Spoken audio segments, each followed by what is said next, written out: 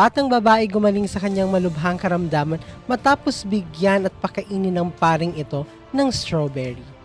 Praise be God through His saints. Ito po si Blessed Serafino Morazzoni, ang itinuturing na bagong cure of Ars. Hindi po siya na-assign doon sa Ars kung saan na-assign si Saint John Marie Vianney. Pero dahil magkahalintulad ang kanilang buhay at apostolate, itinuturing siyang another version of the cure of Ars.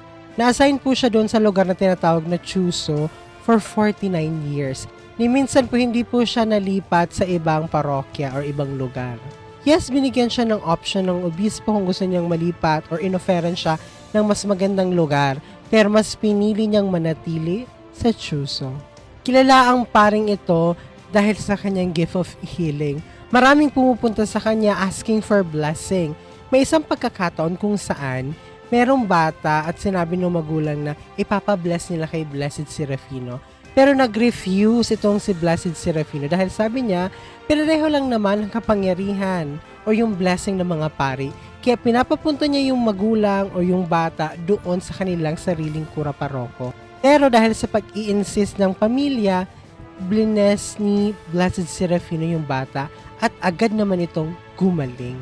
At sa tuwing merong napapagaling itong si Blessed Serafino, sinasabi niya na magtungo kayo doon sa shrine ni Saint Jerome Emiliani. Dahil devoto po siya ni Saint Jerome at sinasabi niya na yung mga gumagaling is attributed through the intercession of Saint Jerome Emiliani.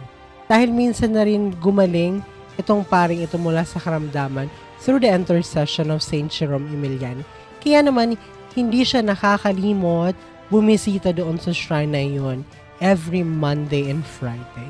At ang paring ito lagi siyang available sa lahat ng mga gustong magkumpisal, lalong-lalo na sa mga bata at may sakit. Yung mga may sakit na bumibisita sa kanya sa umaga, kanya naman itong binibisita sa gabi. Kahit yung kanyang sariling mattress, kanyang ibinigay sa isang may sakit. Marami na talaga mga himala ang attributed sa kanya nung siya'y nabubuhay pa.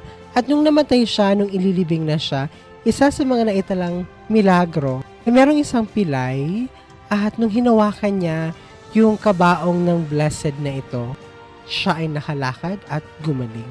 At ang pinaka-famous na milagro niya is yung miracle of the strawberry, kung saan nung panahon kasing yon, winter, and merong sakit yung pamangkin ng kanilang sakristan, at nung pinakuha niya yung mga bata, pinaghukay niya yung mga bata doon sa snow, doon sa may gilid ng simbahan. At doon meron silang natagpuan ng mga strawberry. At yun ay dinala doon sa batang babae.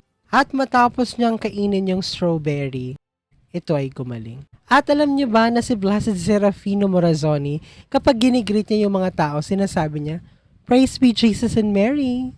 Yan ang kanyang laging sinasabi tuwing siya'y bumabati.